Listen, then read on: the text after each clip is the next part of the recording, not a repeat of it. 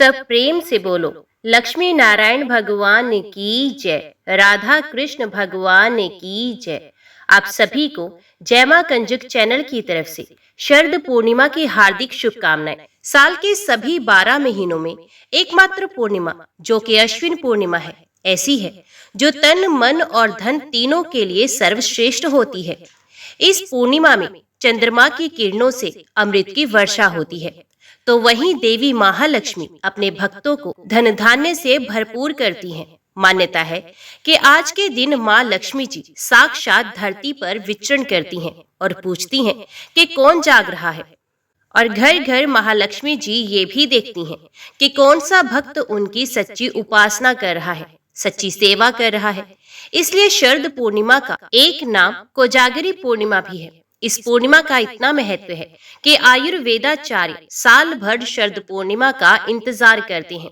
जीवन दायिनी रोग नाशक जड़ी बूटियों को शरद पूर्णिमा की चांदनी में रखते हैं। अमृत में नहाई हुई जड़ी बूटियों से जब दवाई बनाई जाती है तब वे रोगी पर तुरंत ही अपना असर दिखाती है।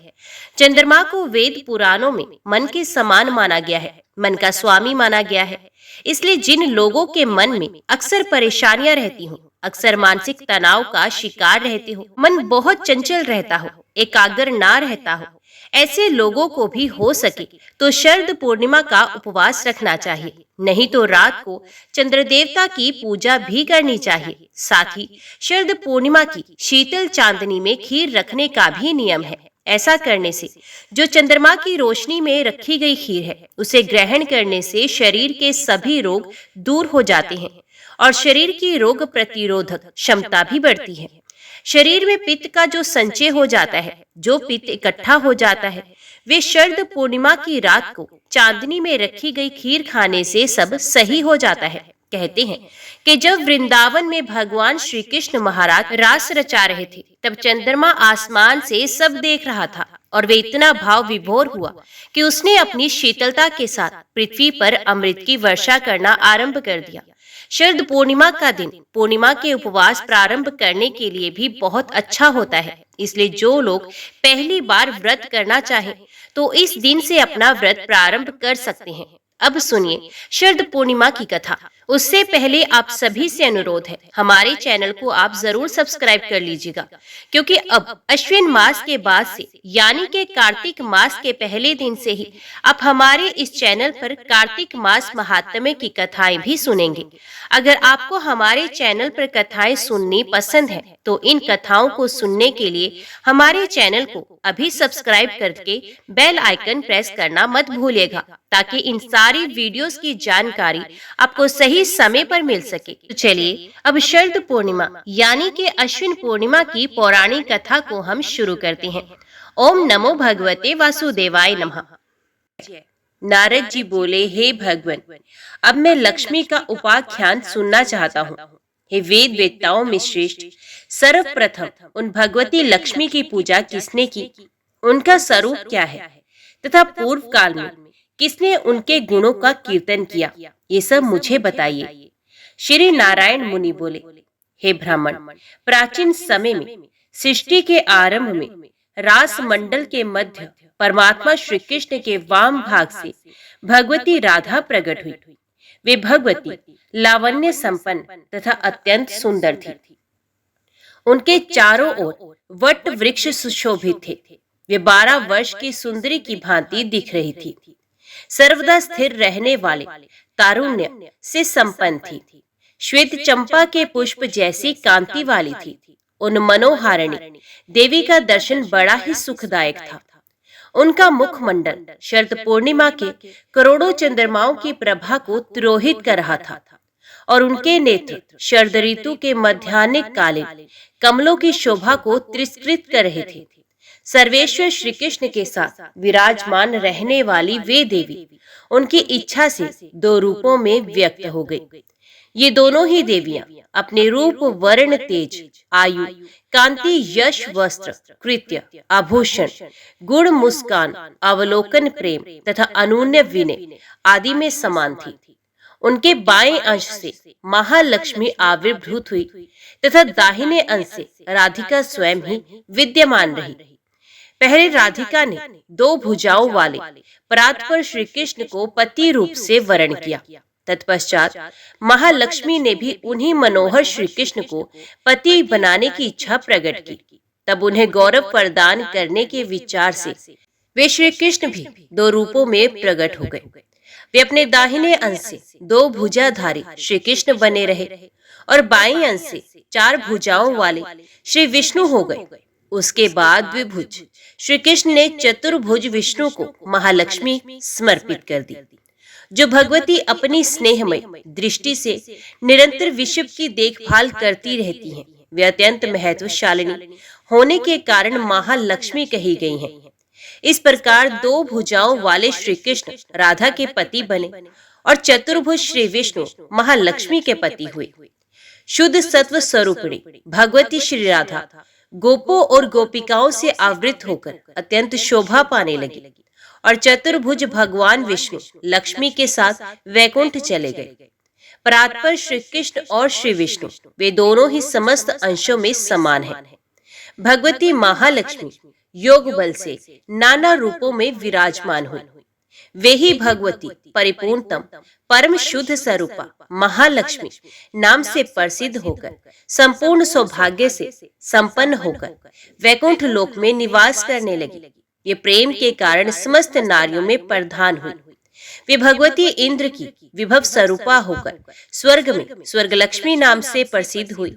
वे पाताल में नाग लक्ष्मी, राजाओं के जहां राज लक्ष्मी और गृहस्थों के घर में गृह लक्ष्मी के रूप में अपनी कला के एक अंश से विराजमान हुई। सभी मंगलों का भी मंगल करने वाली वे भगवती लक्ष्मी गृहस्थों के लिए संपत्ति स्वरूपिणी, गायों की जननी सुरभि तथा यज्ञ पत्नी दक्षिणा के रूप में वे ही प्रतिष्ठित हैं। वे महालक्ष्मी ही क्षीर सागर की कन्या के रूप में प्रकट हुई। वे कमलियों में श्री रूप से तथा चंद्रमा में शोभा रूप से विराजमान है और सूर्य मंडल इन्हीं से सुशोभित है। भूषण रत्न फल जल राजा रानी दिव्य स्त्री ग्रह सभी प्रकार के धान्य वस्त्र पवित्र स्थान देव प्रतिमा मंगल कलश माणिक्य मुक्ता माला श्रेष्ठ मणि होरा दुग्ध चंदन वृक्षों की सुरमे शाखा तथा नवीन मेघ, इन सभी वस्तुओं में परम मनोहर महालक्ष्मी का ही अंश विद्यमान है। हे मुने, सर्वप्रथम भगवान नारायण ने वैकुंठ में उन भगवती महालक्ष्मी की पूजा की थी। दूसरी बार ब्रह्मा ने तथा तीसरी बार शंकर ने भक्ति पूर्वक उनकी पूजा की थी। भगवान विष्णु ने भारतवर्ष में क्षीर सागर में उन महालक्ष्मी की पूजा की। उसके बाद स्वयंभू मनु सभी राजागण श्रेष्ठ ऋषि मुनीश्वर तथा सदाचारी गृहस्थ इन सभी लोगों ने जगत में महालक्ष्मी की उपासना की। गंधर्वों तथा नाग आदि के द्वारा वे पाताल लोक में पूजित हुई। हे नारद, ब्रह्मा जी ने भाद्रपद के शुक्ल पक्ष की अष्टमी से प्रारंभ करके पक्ष पर्यंत भक्ति पूर्वक उनकी पूजा की। फिर तीनों लोकों में उनकी पूजा होने लगी। चैत्र पोष तथा भाद्रपद मासों के पवित्र मंगलवार को विष्णु के द्वारा उनकी पूजा की गई। बाद में तीनों लोकों में सभी लोग भक्ति पूर्वक उनकी उपासना करने लगे। वर्ष के अंत में पोष को संक्रांति के अवसर पर मध्याह्न काल में मनु ने मंगल कलश पर आवाहन करके उनकी पूजा की। उसके बाद वे भगवती तीनों लोकों में पूज्य हो गई। इंद्र के द्वारा वे पूजित हुई। मंगल ने भी उन मंगल में भगवती की पूजा की। उसके बाद केदार, नील, सुबल, नल, ध्रुव, उत्तानपाद, शक्र, बलि, कश्यप, दक्ष, कर्दम, विवस्वान, प्रियव्रत चंद्र, कुबेर, वायु, यम, अग्नि और वरुण ने उनकी उपासना की। इस प्रकार समस्त ऐश्वर्यों की अधिष्ठात्री देवी तथा समग्र संपदाओं की विग्रह स्वरूपिणी वे भगवती महालक्ष्मी सर्वत्र सब लोगों द्वारा सदा पूजित तथा वंदित हुई। नारद जी बोले, हे भगवान, वे श्रेष्ठ महालक्ष्मी भगवान नारायण की प्रिया होकर वैकुंठ में निवास करती हैं। वे सनातनी भगवती वैकुंठ की अधिष्ठात्री देवी हैं। वे महालक्ष्मी पूर्व काल में पृथ्वी लोक में सिंधु की पुत्री कैसे बनी और सर्वप्रथम किसके द्वारा उनकी स्तुति की गई, ये सब मुझे बताइए। श्री नारायण मुनि बोले, हे नारद, पूर्व काल में दुर्वासा के शाप के कारण इंद्र श्री विहीन हो गए थे और संपूर्ण देव समुदाय मृत्यु लोक में भटकने लगा। हे नारद, तब कुपित लक्ष्मी ने स्वर्ग का परित्याग करके अत्यंत दुखित हो वैकुंठ लोक पहुंचकर वहां महालक्ष्मी में अपने को विलीन कर लिया। उसमें शोक से संतप्त सभी देवता ब्रह्मा की सभा में गए और वहां से ब्रह्मा जी को आगे करके वैकुंठ लोक को गए। वहां पर सभी देवताओं ने भगवान श्री नारायण को श्री विष्णु की शरण ग्रहण की। उस समय अत्यंत दीनता युक्त सभी देवताओं के कंठ, होठ और तालु सूख गए थे। तब पुराण पुरुष भगवान श्री हरि की आज्ञा से वे सर्व संपत्ति स्वरूपा लक्ष्मी अपनी कला से सिंधु की कन्या हुई थी। उस समय सभी देवताओं ने दैत्यों के साथ मिलकर समुद्र मंथन करके महालक्ष्मी की प्राप्ति की थी। भगवान विष्णु ने महालक्ष्मी को प्रेम पूर्वक देखा। तब प्रसन्नता पूर्वक मुखमंडल वाली परम संतुष्ट भगवती महालक्ष्मी ने देवता आदि को वर प्रदान करके क्षीर सागर में शयन करने वाले श्री भगवान विष्णु को वनमाला अर्पित कर दी। हे नारद, देवताओं ने असुरों के द्वारा अपहृत किया गया अपना राज्य पुनः प्राप्त किया। तत्पश्चात उन भगवती महालक्ष्मी को भली भांति पूजा करके वे देवता सब प्रकार से विपत्ति रहित हो गए। नारद जी बोले, हे ब्राह्मण, पूर्व काल में ब्रह्मनिष्ठ तथा तत्व ज्ञानी मुनि श्रेष्ठ दुर्वासा ने कब, क्यों और किस अपराध के कारण इंद्र को शाप दिया था? उन देवता आदि ने किस रूप से समुद्र का मंथन किया? किस स्तोत्र से प्रसन्न होकर भगवती लक्ष्मी इंद्र के समक्ष प्रकट हुई और उन दोनों के बीच क्या संवाद हुआ? हे प्रभु, ये सब आप मुझे बताइए। श्री नारायण मुनि बोले, हे नारद, प्राचीन काल की बात है। तीनों लोगों के अधिपति इंद्र मधुपान से प्रमत्त हो और कामासक्त होकर रंभा के साथ एकांत में विहार कर रहे थे। उस कामुकी अप्सरा के साथ क्रीड़ा करने से उनका मन मोहित हो गया था। इस प्रकार कामदेव से मथित मन वाले वे इंद्र सभी उसी महावन में स्थित हो गए। उसी समय इंद्र ने वैकुंठ धाम से कैलाश पर्वत की ओर जाते हुए महर्षि दुर्वासा को देखा। उनका शरीर ब्रह्म तेज से दैदीप्यमान था। ऐश्वर्य संपन्न वे ग्रीष्म ऋतु के मध्य कालीन हजारों सूर्यों की प्रभा से युक्त थे। उनका अत्यंत स्वच्छ जटाजूट परतप्त स्वर्ण के समान प्रकाशमान था। वे श्वेत वर्ण का यज्ञोपवीत धारण किए थे। उन्होंने अपने हाथों में चीर दंड तथा कमंडलू धारण किया था। वे अपने ललाट पर चंद्रमा के समान प्रतीत होने वाला अत्यंत उज्जवल तिलक धारण किए हुए थे।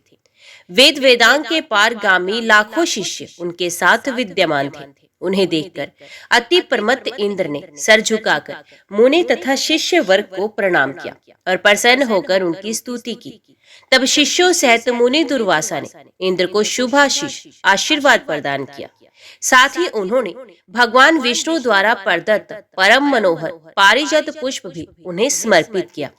तब बुढ़ापा, रोग, मृत्यु तथा शोक का नाश करने वाले और मोक्ष प्रदान करने वाले उस पुष्प को लेकर राज्य संपदा से मदोमत इंद्र ने उसे ऐरावत हाथी के मस्तक पर फेंक दिया। उस पुष्प का स्पर्श होते ही वे ऐरावत हाथी रूप, गुण, तेज तथा आयु में अकस्मात भगवान विष्णु के तुल्य हो गया। तब इंद्र को छोड़कर वे गजराज घोर वन में चला गया। हे मुने, अपने तेजो बल से संपन्न इंद्र उस ऐरावत को रोक पाने में समर्थ ना हो सके। इंद्र ने उस पुष्प का तिरस्कार किया है ऐसा जानकर मुनीश्वर दुर्वासा अत्यंत कुपित हो गए और रोष में आकर उन्हें शाप देते हुए कहने लगे। मुनि बोले, अरे राज्य श्री के अभिमान से प्रमत्त होकर तुम मेरा अपमान क्यों कर रहे हो? मेरे द्वारा दिए गए पुष्प को तुमने ग्रवित होकर हाथी के मस्तक पर फेंक दिया। श्री विष्णु को समर्पित किए हुए नैवेद्य, फल अथवा जल के प्राप्त होते ही उनका उपभोग कर लेना चाहिए। उनका त्याग करने से वे ब्रह्महत्या के पाप का भागी होता है।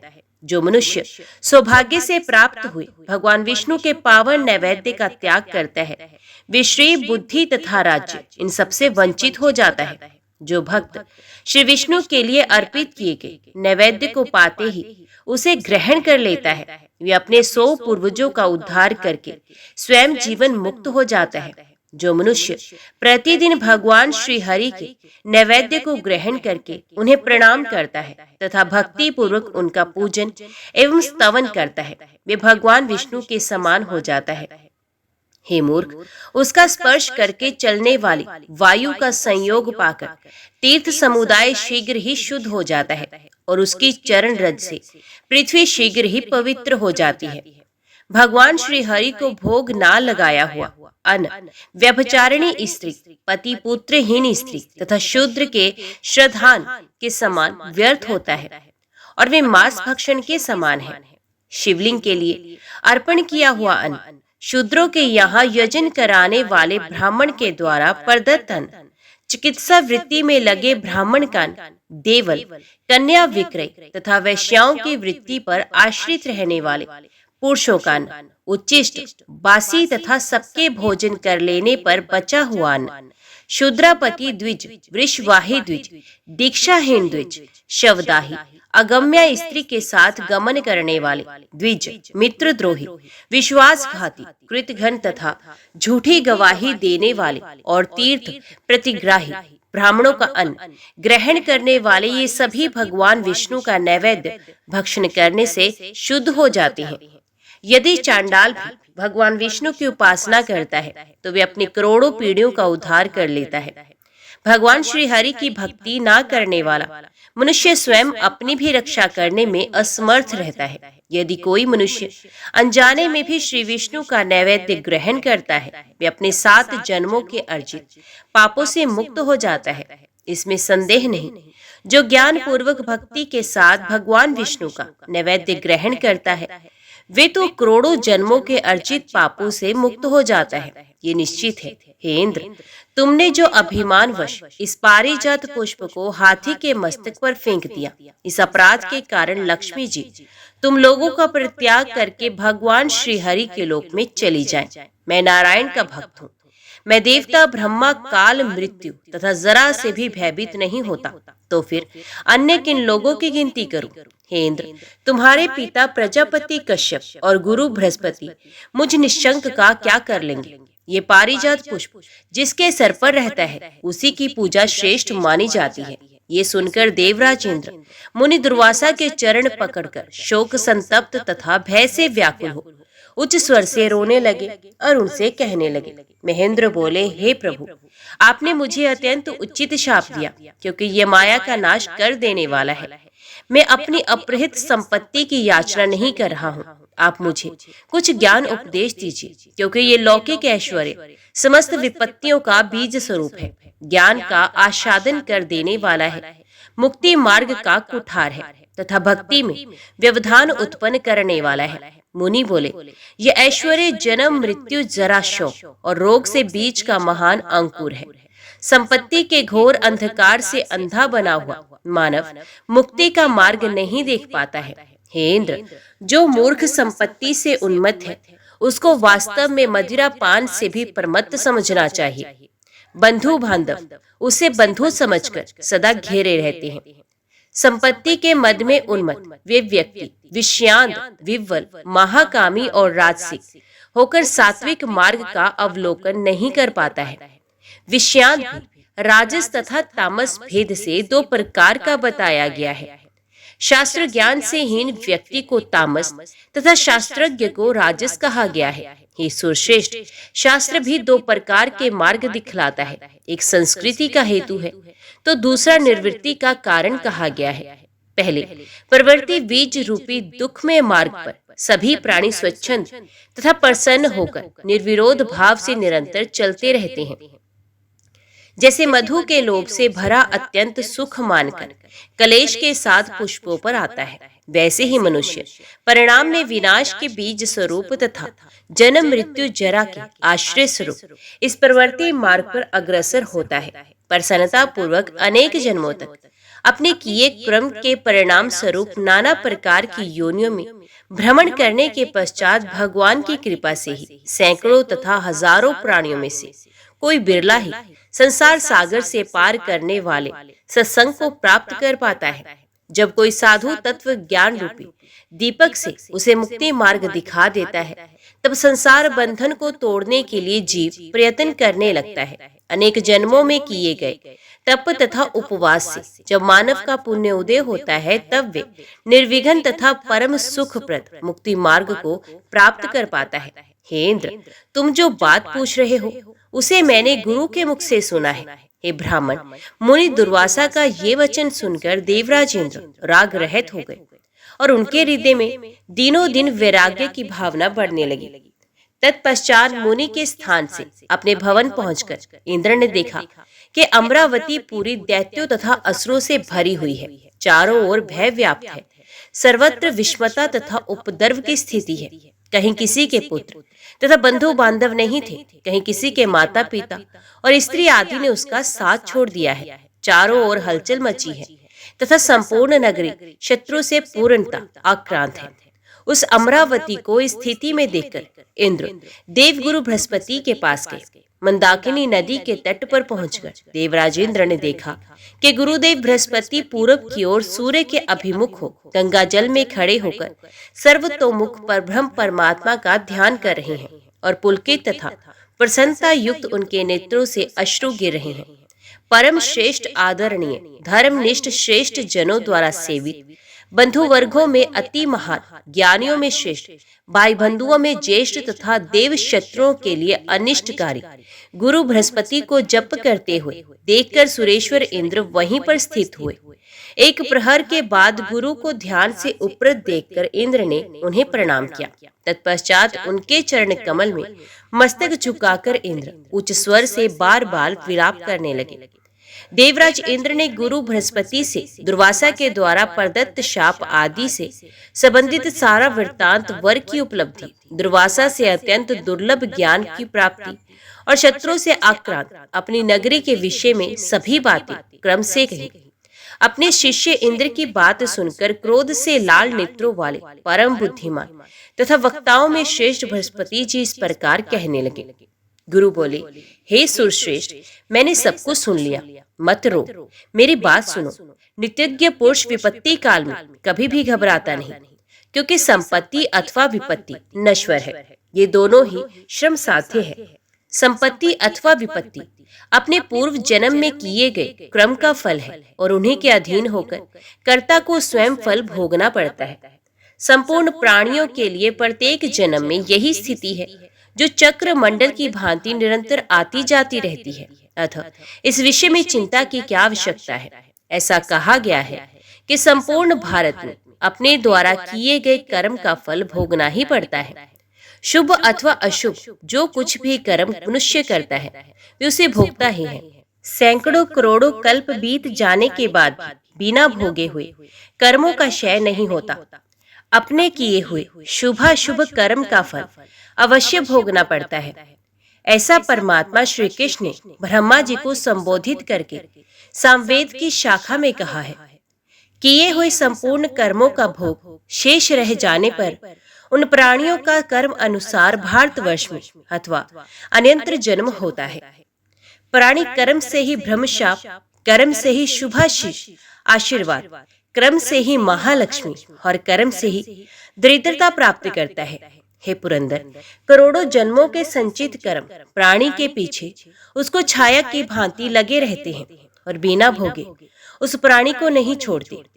काल, देश और पात्र के भेद से कर्मों का न्यूनाधिक भाव हुआ ही करता है। साधारण समय में दान में दी गई वस्तुओं का साधारण फल होता है।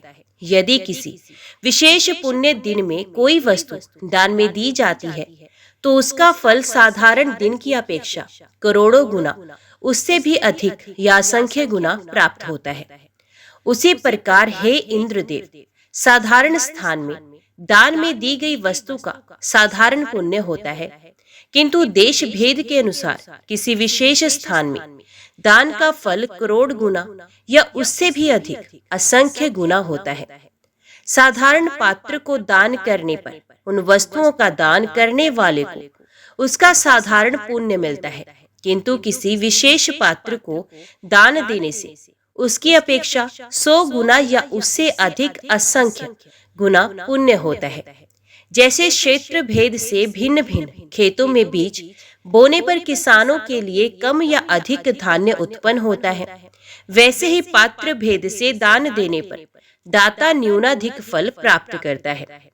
सामान्य दिन में ब्राह्मण को दिए गए दान का सामान्य फल होता है, किंतु अमावस्या तथा सूर्य संक्रांति को दान देने से 100 गुना फल होता है और चातुर्मास्य में तथा पूर्णिमा तिथि को दिए गए दान का अनंत फल होता है।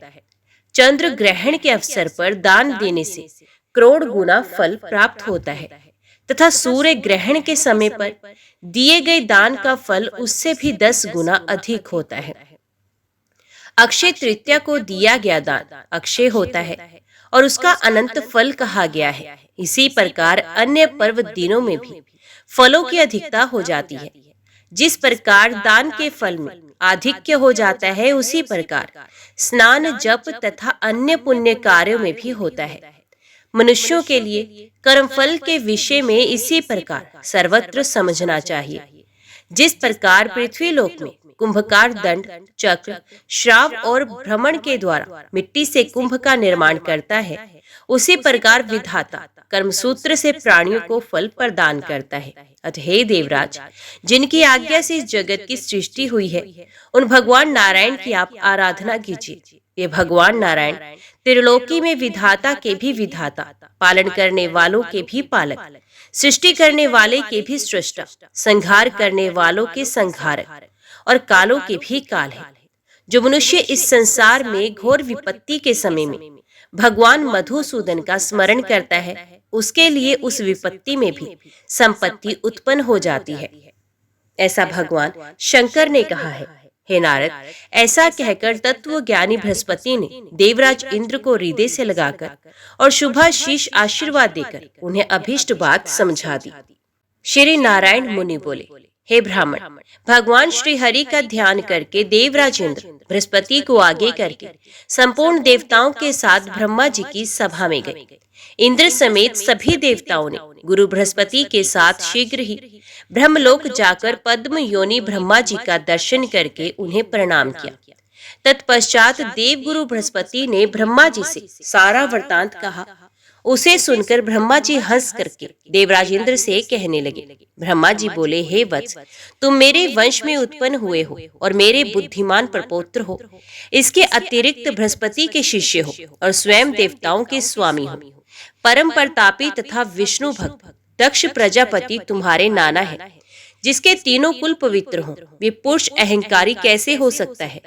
जिसकी माता पतिव्रता, पिता शुद्ध स्वरूप और नाना तथा मामा जितेंद्रिय हों, वे अहंकार युक्त कैसे हो सकता है? पिता के दोष, नाना के दोष और गुरु के दोष, इन्हीं 3 दोषों से ही मनुष्य भगवान श्री हरि का द्रोही होता है। सभी की अंतरात्मा भगवान श्री हरि सभी प्राणियों के शरीर में विराजमान रहते हैं। वे भगवान जिसके शरीर से निकल जाते हैं, वे प्राणी उसी क्षण शव हो जाता है। मैं प्राणियों के शरीर में इंद्रियों का स्वामी मन बनकर रहता हूँ। शंकर ज्ञान का रूप धारण करके रहते हैं और विष्णु की प्राण स्वरूपा भगवती श्री राधा मूल प्रकृति के रूप में और साध्वी भगवती दुर्गा बुद्धि रूप में विराजमान है। निद्रा आदि सभी शक्तियाँ भगवती प्रकृति की कलाएं हैं। आत्मा का प्रतिबिंब भोग शरीर धारण करके जीव रूप में प्रतिष्ठित है। शरीर के स्वरूप आत्मा के देह से निकल जाने पर ये सब उसी के साथ तुरंत उसी प्रकार चले जाते हैं, जैसे मार्ग में चलते हुए राजा के पीछे पीछे उसके अनुचर आदि चलते हैं।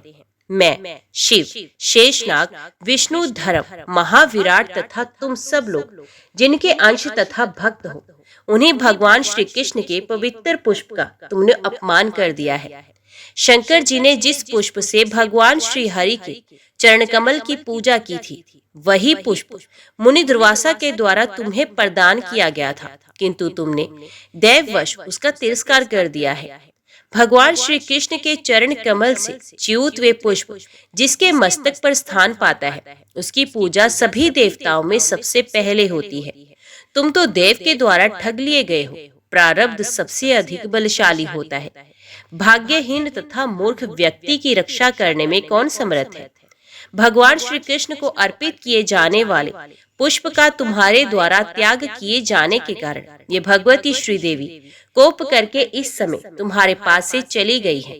अतः तुम इसी समय मेरे तथा गुरु बृहस्पति के साथ वैकुंठ चलो। मेरे वर के प्रभाव से वहां पर लक्ष्मीकांत भगवान श्री हरि की सेवा करके तुम लक्ष्मी को पुनः प्राप्त करोगे। हे नारद, ऐसा कहकर ब्रह्मा जी ने सभी देवताओं के साथ वैकुंठ लोक पहुंचकर परब्रह्म सनातन भगवान श्री हरि को देखा। वे तेज स्वरूप प्रभु अपने ही तेज से देदीप्यमान हो रहे थे। वे ग्रीष्म ऋतु के मध्याह्न कालीन 100 करोड़ सूर्यों की प्रभा से युक्त प्रभु थे। आदि अंत मध्य से रह अनंत रूप लक्ष्मीकांत भगवान श्री हरि शांत भाव से विराजमान थे। वे 4 भुजाओं वाले पार्षदों तथा भगवती सरस्वती के साथ सुशोभित हो रहे थे और चारों वेदों सहित देवी गंगा भक्तिभाव से युक्त होकर उनके पास विराजमान थी। उन प्रभु को देखकर ब्रह्मा के अनुगामी सभी देवताओं ने सर झुकाकर उन्हें प्रणाम किया। भक्ति तथा विनय से युक्त होकर देवताओं ने नेत्रों में आंसू भरकर उन परमेश्वर की स्तुति की। तत्पश्चात स्वयं ब्रह्मा जी ने हाथ जोड़कर भगवान श्री हरि से सारा वृतांत कहा। अपने अधिकार से वंचित सभी देवता उस समय रो रहे थे। उन भगवान श्री हरि ने देखा कि सभी देवगण विपत्ति से ग्रस्त, भय से व्याकुल, रतन तथा आभूषण से विहीन, वाहन आदि से रहित, शोभा शून्य, श्रीहीन, निस्तेज तथा अत्यंत भयग्रस्त हैं। उन्हें इस प्रकार कष्ट से व्याकुल देखकर संसार का भय दूर करने वाले प्रभु कहने लगे, हे ब्राह्मण, हे देवगण, आप लोग मत डरिए। मेरे रहते आप लोगों को किस बात का भय है? मैं आप लोगों को परम ऐश्वर्य की वृद्धि करने वाली स्थिर लक्ष्मी प्रदान करूंगा। किंतु मेरी कुछ समयोचित बात सुनिए, जो हितकर, सत्य, सारभूत तथा परिणाम में सुखकारी है। जैसे अनंत ब्रह्मांडों में रहने वाले सभी प्राणी निरंतर मेरे अधीन रहते हैं, वैसे ही मैं भी अपने भक्तों के अधीन रहता हूँ, स्वतंत्र नहीं हूँ। मेरे प्रति समर्पित मेरा निरंकुश भक्त जिस के ऊपर रुष्ट होता है, उसके घर मैं लक्ष्मी के साथ कभी नहीं ठहरता, ये निश्चित है। भगवान शंकर की अंश से उत्पन्न ऋषि दुर्वासा महान वैष्णव हैं तथा मेरे प्रति अनन्य भक्ति रखते हैं। उन्होंने तुम्हें शाप दे दिया है। मैं आप लोगों के घर से लक्ष्मी सहज चला आया हूँ। जहाँ शंख ध्वनि नहीं होती, तुलसी नहीं रहती, शिवजी की पूजा नहीं होती तथा ब्राह्मणों को भोजन नहीं कराया जाता, वहाँ लक्ष्मी नहीं रहती।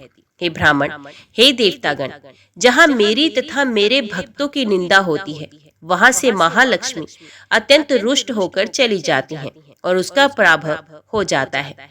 जो मूर्ख मनुष्य मेरी भक्ति से रहित है तथा एकादशी और मेरे जन्म के दिन जन्माष्टमी आदि को भोजन करता है, उसके भी घर से लक्ष्मी चली जाती हैं। जो व्यक्ति मेरे नाम का तथा अपनी कन्या का विक्रय करता है और जिसके यहाँ अतिथि भोजन नहीं करता, उसके घर से मेरी प्रिय लक्ष्मी चली जाती हैं। जो ब्राह्मण वैश्य का पुत्र है अथवा उसका पति है, वे महापापी है। जो विप्र ऐसे पापी के घर जाता है तथा शूद्र का श्राद्ध अन्न खाता है, उसके घर से कमलासना महालक्ष्मी अत्यंत रुष्ट होकर चली जाती हैं। हे देवगण, जो द्विजाधम शूद्रों का शव जलाता है, वे भाग्यहीन होता है। उसे रुष्ट होकर कमल वासिनी लक्ष्मी उसके घर से चली जाती हैं। जो ब्राह्मण शूद्रों के यहाँ भोजन पकाने का काम करता है तथा जो बैल हाँकता है, उसका जल पीने से लक्ष्मी हरती है तथा उसके घर से चली जाती हैं। जो ब्राह्मण अशुद्ध हृदय वाला, क्रूर, हिंसक, दूसरों की निंदा करने वाला तथा शूद्रों का यज्ञ कराने वाला होता है, उसके घर से भगवती लक्ष्मी चली जाती हैं। जो ब्राह्मण पति पुत्रहीन स्त्री का अन्न खाता है, उसके घर से भी जगत जननी लक्ष्मी चली जाती है। जो नखों से निश्चय प्रयोजन तृण तोड़ता है अथवा नखों से भूमि को कुदेरता है और जिसके यहाँ से ब्राह्मण निराश होकर जाता है, उसके घर से मेरी प्रिय लक्ष्मी चली जाती है। जो ब्राह्मण सूर्य उदय के समय भोजन करता है, दिन में शयन करता है तथा दिन में मैथुन करता है, उसके यहाँ से मेरी प्रिय लक्ष्मी चली जाती है। जो ब्राह्मण आचारहीन, शूद्रों से दान ग्रहण करने वाला, दीक्षा से विहीन तथा मूर्ख है, उसके भी घर से मेरी प्रिय लक्ष्मी चली जाती है। जो अल्प यज्ञ, भीगे पैर अथवा नग्न होकर सोता है तथा वाचाल की भांति निरंतर बोलता रहता है, उसके घर से वे साध्वी लक्ष्मी चली जाती हैं। जो व्यक्ति अपने सर पर तेल लगाकर उसी हाथ से दूसरे के अंग का स्पर्श करता है और अपने किसी अंग को बाजे की तरह बजाता है, उससे रुष्ट होकर वे लक्ष्मी उसके घर से चली जाती हैं। जो ब्राह्मण व्रत उपवास नहीं करता, संध्या वंदन नहीं करता, सदा अपवित्र रहता है तथा भगवान विष्णु की भक्ति से रहित है, उसके यहाँ से मेरी प्रिय लक्ष्मी चली जाती हैं। जो व्यक्ति ब्राह्मण की निंदा करता है और उससे सदा द्वेष भाव रखता है, जीवों की हिंसा करता है तथा प्राणियों के प्रति दया भाव नहीं रखता, सबकी जननी लक्ष्मी उस व्यक्ति से दूर चली जाती है। जिस जिस जगह भगवान विष्णु की पूजा होती है तथा उनका गुणगान होता है, वहां संपूर्ण मंगलों को भी मंगल प्रदान करने वाली वे भगवती लक्ष्मी निवास करती हैं।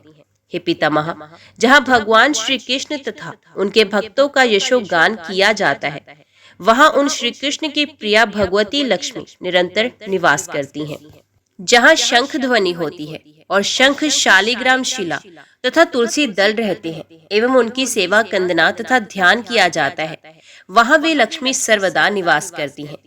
जहाँ शिवलिंग की पूजा तथा उनके गुणों का शुभ कीर्तन और भगवती दुर्गा का पूजन तथा उनका गुणगान किया जाता है, वहाँ पद्म निवासिनी देवी लक्ष्मी वास करती हैं। जहाँ ब्राह्मणों की सेवा होती है, उन्हें उत्तम भोजन कराया जाता है और सभी देवताओं की पूजा होती है, वहाँ कमल के समान मुख वाली साध्वी लक्ष्मी विराजमान रहती हैं।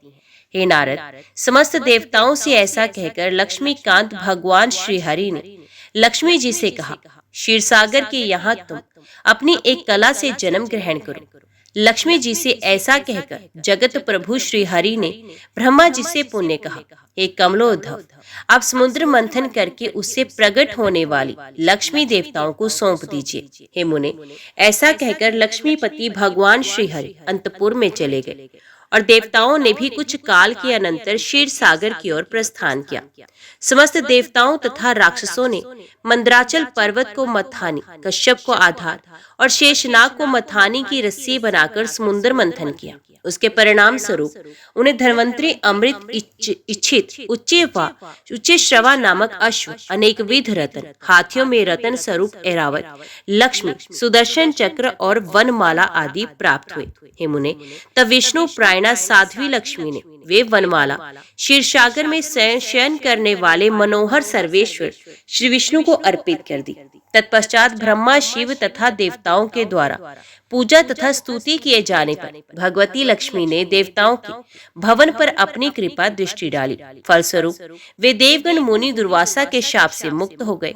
हे नारद, इस प्रकार महालक्ष्मी के अनुग्रह तथा वरदान से उन देवताओं ने दैत्यों के द्वारा अधिकृत किए गए तथा भयंकर बना दिए गए अपने राज्य को पुनः प्राप्त किया। इस प्रकार मैंने लक्ष्मी का अत्यंत उत्तम सुखप्रद तथा सारभूत संपूर्ण उपाख्यान आपसे कह दिया। अब आप और पुनः क्या सुनना चाहते हैं? नारद जी बोले, हे प्रभु, मैंने भगवान श्री हरि का कल्याणप्रद गुणवाद, उनका उत्तम ज्ञान तथा भगवती लक्ष्मी का अभिष्ट उपाख्यान सुना। अब उन देवी के ध्यान तथा स्तोत्र के विषय में बताइए। श्री नारायण मुनि बोले, हे नारद, प्राचीन काल की बात है।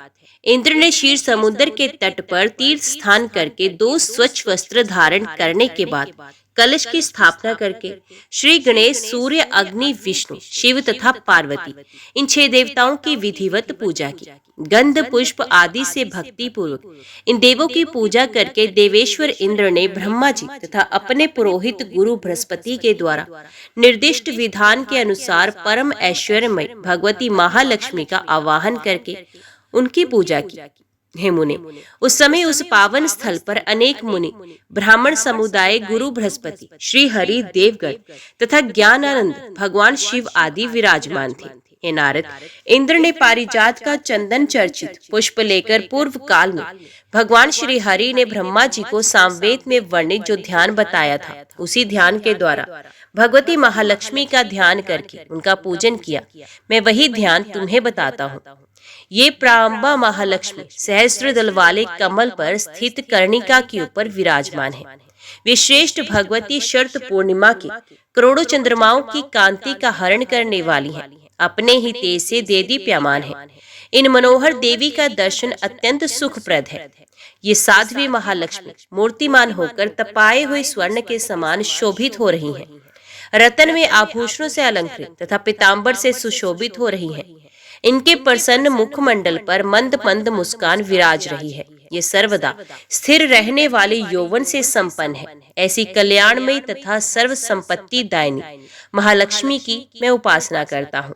हे नारद, इस प्रकार ध्यान करके इंद्र ने ब्रह्मा जी के कथनानुसार 16 पूजन उपचारों से अनेक गुणों वाली उन भगवती महालक्ष्मी की पूजा की। उन्होंने भक्ति के साथ मंत्र पूर्वक विधान के अनुसार प्रत्येक उपचार अर्पित किया। इंद्र ने विविध प्रकार के प्रशस्त, उत्कृष्ट तथा श्रेष्ठ उपचार इस प्रकार समर्पित किए। हे महालक्ष्मी, विश्वकर्मा के द्वारा निर्मित अमूल्य रत्न सार स्वरूप इस विचित्र आसन को ग्रहण कीजिए। हे कमलालय, पाप रूपी ईंधन को जलाने के लिए वहनी स्वरूप सबके द्वारा वंदित तथा अभिलषित और परम पवित्र इस गंगा जल को पादम के रूप में स्वीकार कीजिए। हे पदम वासिनी, पुष्प, चंदन, दुर्वा आदि से युक्त इस शंख में स्थित गंगा जल को सुंदर अर्घ के रूप में ग्रहण कीजिए। हे श्री हरि प्रिय, सुगंधित पुष्पों से सुवासित तेल तथा सुगंध पूर्ण आमल को छोड़ इन देह सौंदर्य के बीज रूप स्नान्य उपचारों को आप ग्रहण कीजिए। हे देवी, कपास तथा रेशम से निर्मित इस वस्त्र को आप स्वीकार कीजिए। हे देवी, स्वर्ण तथा रत्नों से निर्मित देह सौंदर्य की वृद्धि करने वाले, ऐश्वर्य प्रदान करने वाले, संपूर्ण सुंदरता के कारण स्वरूप तथा शीघ्र ही शोभा प्रदान करने वाले इस श्रेष्ठ रत्न में आभूषण को अपनी शोभा के लिए आप ग्रहण कीजिए। हे श्री कृष्ण कांते, वृक्ष से रस के रूप में निकले हुए तथा सुगंधित द्रव्यों से युक्त ये पवित्र धूप आप ग्रहण कीजिए। हे देवी, सुगंध से परिपूर्ण तथा सुखप्रद इस चंदन को आप स्वीकार कीजिए। हे सुरेश्वरी, जगत के लिए चक्षु स्वरूप अंधकार दूर करने वाले सुख रूप तथा परम पवित्र इस दीपक को आप स्वीकार कीजिए। नाना प्रकार के उपहार स्वरूप अनेक विध रोए युक्त तथा अत्यंत स्वादिष्ट इस नैवेद्य को आप स्वीकार कीजिए। अन्न ब्रह्म स्वरूप होता है, ये प्राण रक्षा का परम कारण है, तुष्टि तथा पुष्टि प्रदान करता है। अतः हे देवी, आप इस अन्न को ग्रहण कीजिए। हे महालक्ष्मी, शर्करा और गोघृत मिलाकर अगहनी चावल से तैयार किए गए इस स्वादिष्ट पकवान को परमा अन्न से रूप से आप स्वीकार कीजिए। हे परमेश्वरी, शर्करा और घृत में पकाया गया ये स्वादिष्ट तथा अत्यंत मनोहर स्वस्तिक नामक नैवेद्य आप ग्रहण करें। हे अच्युत प्रिय, ये अनेक प्रकार के सुंदर पकवान तथा फल और सुरभि धेनु के स्तन से दूहे गए मृत्यु लोक के लिए अमृत स्वरूप अत्यंत मनोहर तथा सुस्वादु दुग्ध को आप स्वीकार कीजिए।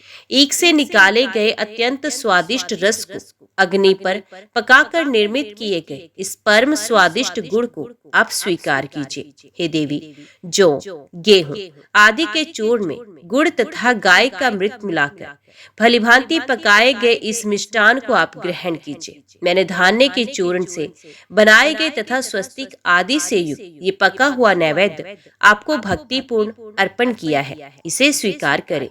हे कमले, शीतल वायु प्रदान करने वाला और उष्ण काल में परम सुखदायक ये पंखा तथा स्वच्छ चोवर आप ग्रहण कीजिए।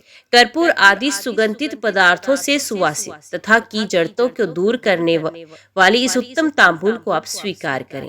हे देवी, प्यास बुझाने वाले अत्यंत शीतल स्वासित तथा जगत के लिए जीवन स्वरूप इस जल को स्वीकार करें। हे देवी, देह सौंदर्य के मूल कारण तथा सदा शोभा बढ़ाने वाले इस सूती तथा रेशमी वस्त्र को आप ग्रहण करें। हे देवी, रक्त स्वर्ण निर्मित शरीर की शोभा आदि की वृद्धि करने वाला सौंदर्य का आधार तथा कांति वर्धक ये आभूषण ग्रहण कीजिए। हे देवी, विविध ऋतुओं के पुष्पों से गूंथी गई अत्यधिक शोभा के आश्रय स्वरूप तथा देवराज इंद्र के लिए भी परम प्रिय इस श्रेष्ठ तथा पवित्र माला को आप स्वीकार करें। हे देवी, सुगंधित द्रव्यों से संपन्न सभी मंगलों का भी मंगल करने वाले, शुद्धि प्रदान करने वाले तथा शुद्ध स्वरूप इस दिव्य चंदन को आप ग्रहण कीजिए। हे कृष्ण कांति, ये पवित्र तीर्थ जल स्वयं शुद्ध है तथा दूसरों को भी सदा शुद्धि प्रदान करता है तथा इस दिव्य जल को आप आचमन के रूप में ग्रहण कीजिए। हे देवी, अमूल्य रत्नों से निर्मित पुष्प तथा चंदन से चर्चित और वस्त्र आभूषण तथा श्रृंगार सामग्री से संपन्न इस दिव्य शैया को आप स्वीकार करें। हे देवी, इस पृथ्वी पर जो भी अपूर्व तथा दुर्लभ द्रव्य शरीर की शोभा वृद्धि के योग्य है, उन समस्त द्रव्यों को आप अर्पण कर रहा हूँ, आप ग्रहण कीजिए। हे मुने, मूल मंत्र पढ़ते हुए ये उपचार भगवती को समर्पित करके देवराज इंद्र ने विधान के अनुसार भक्ति पूर्वक उनके मूल मंत्र का 10 लाख जप किया। उस 10 लाख जप से इंद्र को मंत्र की सिद्धि हो गई। सभी के लिए कल्प वृक्ष के समान ये मूल मंत्र उन्हें ब्रह्मा जी के द्वारा प्रदान किया गया था। पूर्व में लक्ष्मी बीज श्री है, माया बीज ह्रीम, काम बीज क्लीन और वाणी बीज एम का प्रयोग करके कमल वासनी इस शब्द के अंत में डे चतुर्थी विभक्ति लगाकर पुनः स्वाहा शब्द जोड़ देने पर ओम श्रीम ह्रीम क्लीम एम कमल वासिने स्वाहा, यही मंत्र वैदिक मंत्र राज के रूप में प्रसिद्ध है। कुबेर ने इस मंत्र के द्वारा परम ऐश्वर्य प्राप्त किया था और दक्ष सावरणी नामक मनु ने राज राजेश्वर का पद प्राप्त किया था। मंगल इसी मंत्र के प्रभाव से 7 द्वीपों के राजा हुए थे। हे नारद, प्रियव्रत, उत्तानपाद और केदार ये सभी इसी मंत्र के प्रभाव से परम सिद्धि राजधिराज बने। इस मंत्र के सिद्ध हो जाने पर भगवती महालक्ष्मी ने इंद्र को दर्शन दिया। उस समय वे वरदायिनी भगवती सर्वोत्तम रत्न से निर्मित विमान पर विराजमान थी। उन्होंने अपने तेज से 7 दीपों वाली संपूर्ण पृथ्वी को व्याप्त कर रखा था। उनका श्री विग्रह श्वेत चंपा के पुष्पों की आभा के समान था। वे रत्न में आभूषणों से सुशोभित थी। उनका मुखमंडल मंद मंद मुस्कान तथा प्रसन्नता से युक्त और विभक्तों पर कृपा करने के लिए परम आतुर थी। उन्होंने रत्नमयी माला धारण कर रखी थी और वे करोड़ों चंद्रमाओं के समान कांति से युक्त थी। उन शांत स्वभाव वाली जगत जननी भगवती महालक्ष्मी को देखकर इंद्र के सभी अंग पुलकित हो उठे और वे दोनों हाथ जोड़कर अश्रुपूरित नेत्रों से ब्रह्मा जी से प्राप्त तथा संपूर्ण अभिष्ट प्रदान करने वाले इस वैदिक स्तोत्र राज के द्वारा उन महालक्ष्मी की स्तुति करने लगी। पुरंदर बोले, भगवती कमल वासिनी को नमस्कार है, देवी नारायणी को नमस्कार है, कृष्ण प्रिया महालक्ष्मी को निरंतर बार बार नमस्कार है। कमल पत्र के समान नेत्र वाले और कमल के समान मुख वाले को बारंबार नमस्कार है। पद्मासना, पद्मनी और वैष्णवी को बार बार नमस्कार। सर्व संपत्ति स्वरूपा तथा सबकी आराध्या देवी को नमस्कार है। भगवान श्री हरि की भक्ति प्रदान करने वाली तथा हर्षदायिनी भगवती लक्ष्मी को बार बार नमस्कार। हे रतन पद्मे, हे शोभने, श्री कृष्ण के वक्ष स्थल पर सुशोभित होने वाली तथा चंद्रमा की शोभा धारण करने वाली आप कृष्णेश्वरी को बारंबार नमस्कार। संपत्ति की अधिष्ठात्री देवी को नमस्कार। महादेवी को नमस्कार। बुद्धि स्वरूपिणी भगवत महालक्ष्मी को नमस्कार। वृद्धि प्रदान करने वाली महालक्ष्मी को नमस्कार। हे भगवती, आप वैकुंठ में महालक्ष्मी, क्षीर सागर में लक्ष्मी, इंद्र के भवन में स्वर्ग लक्ष्मी, राजाओं के भवन में राज्य लक्ष्मी, गृहस्थों के घर में ग्रह लक्ष्मी और ग्रह देवता सागर के यहाँ सुरभि तथा यज्ञ के पास दक्षिणा के रूप में विराजमान रहती हैं। आप अदिति, देव माता, कमला तथा कमलालया नाम से प्रसिद्ध हैं और हवि प्रदान करते समय स्वाहा तथा कव्य प्रदान करते समय स्वधा नाम से कही गई हैं। संपूर्ण जगत को धारण करने वाली विष्णु स्वरूपिणी पृथ्वी आप ही हैं। अब भगवान नारायण की आराधना में सदा तत्पर रहने वाली तथा विशुद्ध सत्व संपन्न है। आप क्रोध तथा हिंसा से रहित, वर प्रदान करने वाली, बुद्धि प्रदान करने वाली, मंगलमय, श्रेष्ठ, परमार्थ तथा भगवान का दास्य प्रदान करने वाली हैं। आपके बिना संपूर्ण जगत भस्मीभूत तथा सारहीन है। आपके बिना ये समग्र विश्व सर्वथा जीते जी मरे हुए के समान है। अब समस्त प्राणियों की श्रेष्ठ माता, सबकी बंधव स्वरूपिणी और धर्म, अर्थ, काम तथा मोक्ष, पुरुषार्थ, चतुष्टय की मूल कारण है। जिस प्रकार माता शैशवावस्था में स्तनपायी शिशुओं की सदा रक्षा करती हैं, उसी प्रकार आप सभी प्राणियों की माता के रूप में सब प्रकार से उनकी रक्षा करती हैं। स्तनपायी शिशु माता के ना रहने पर भी दैव योग से जी भी सकता है, किंतु आपसे रहित होकर कोई भी प्राणी जीवित नहीं रह सकता, ये निश्चित है। हे अंबिके, आप अत्यंत प्रसन्नता पूर्ण स्वरूप वाली अथ मुझ पर प्रसन्न हो। हे सनातनी, शत्रुओं के द्वारा अधिकृत किया गया मेरा राज्य मुझे पुनः प्राप्त कराइए। हे हरि प्रिय, मैं जब तक आपके दर्शन से वंचित था तभी तक बंधुहीन, भिक्षुक और संपूर्ण संपदाओं से विहीन था। अब आप मुझे ज्ञान, धर्म, पूर्ण सौभाग्य, संपूर्ण अभिष्ट, प्रभाव, प्रताप, संपूर्ण अधिकार, परम ऐश्वर्य, पराक्रम तथा युद्ध में विजय प्रदान कीजिए। हे नारद, ऐसा कहकर सभी देवताओं के साथ इंद्र ने अश्रुपूरित नेत्रों से तथा मस्तक झुकाकर भगवती को बार बार प्रणाम किया। ब्रह्मा, शंकर, शेष नाग, धर्म तथा केशव, इन सभी ने देवताओं के कल्याण हेतु भगवती से बार बार प्रार्थना की। तब देव सभा में परम प्रसन्न होकर भगवती महालक्ष्मी ने देवताओं को वर प्रदान करके भगवान श्री कृष्ण को मनोहर पुष्पमाला समर्पित कर दी। हे नारद, तदंतर सभी देवता प्रसन्न होकर अपने अपने स्थान को चले गए और प्रसन्नचित महालक्ष्मी भी श्री सागर में शयन करने वाले भगवान श्री हरि के लोक को चले गए। हे नारद, देवताओं को आशीर्वाद देकर ब्रह्मा और शिव भी प्रसन्नता पूर्वक अपने अपने लोक को चले गए। हे नारद, जो मनुष्य तीनों संध्या काल में इस परम पवित्र स्तोत्र का पाठ करता है, वे कुबेर के समान महान राजराजेश्वर हो जाता है। 5 लाख जप करने पर मनुष्यों के लिए स्तोत्र सिद्ध हो जाता है। यदि कोई मनुष्य 1 मास तक निरंतर इस सिद्ध स्तोत्र का पाठ करे तो वे परम सुखी तथा राजेंद्र हो जाएगा, इसमें कोई संदेह नहीं। जय मां भगवती, जय मां दुर्गा। आज की वीडियो में इतना ही। उम्मीद करती हूँ वीडियो आपको पसंद आई होगी। वीडियो पसंद आई हो तो वीडियो को लाइक और चैनल को सब्सक्राइब जरूर कीजिएगा। जय माता दी लिखकर कमेंट बॉक्स में अपनी हाजिरी और अपने सुझाव देना ना भूलेगा। तो मिलते हैं अगली कथा अगले अध्याय के साथ। तब तक के लिए देखते व सुनते रहिए। जय मां कंजर, जय माता दी।